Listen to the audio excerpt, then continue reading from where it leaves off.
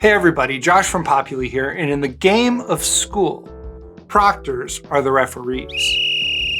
So let's have a look at proctoring in Populi. This is going to be most useful for faculty and teaching assistants, but academic admins and registrars will probably also want to have a look. The proctoring process is very simple. When proctoring is required on a test, a proctor receives and inputs a check-in code. And then when the student is done with the test, they receive and input a check-out code. And obviously this happens with the proctor physically present with the student. To see how we set this up, let's go to a course and then to the assignments tab. You can set up proctoring on a test as you're creating it, or you can adjust settings on an existing test. We're creating a new test assignment, and then we get the option to require proctoring. You can choose whether your proctors will receive the code by either email or text, or only by text. If you turn on password protection for the test, the password will be sent to the proctor after they enter the check-in code. Just to cover our bases, if you're editing an existing test, remember that every test has two elements, the assignment and the test design.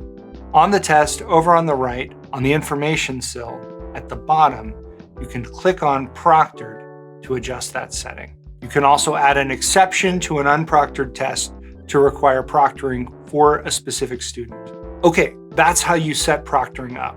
Let's see how this looks from a student and proctor perspective. The student clicks on Take Now for the test. The proctor is then prompted to enter their information. Depending on your settings, they may have the option to choose email or text. Once they submit that form, they'll get a prompt to enter a check-in code, and they'll receive an email or text with the necessary code.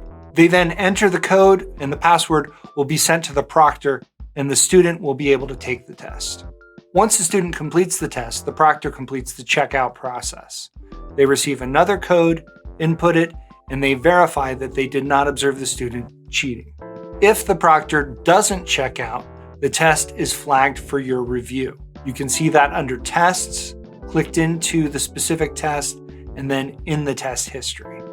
Proctored tests show you the contact info for the proctor, and then Populi links it, if possible, to people already entered into the system. This helps you contact the proctor to verify their identity.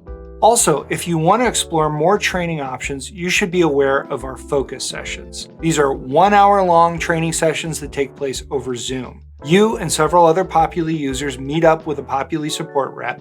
You get a little training, then you get to ask questions. We have a rotating sequence of topics, so if you miss a session on something like admissions or billing, don't worry, it'll be rolling back around. You can get to the focus sessions by going to the knowledge base, clicking on Release Notes and Announcements, and then clicking into Focus Sessions. We've also popped a link directly to the focus sessions down in the description. I've been Josh from Populi. You've been great. Thanks for watching.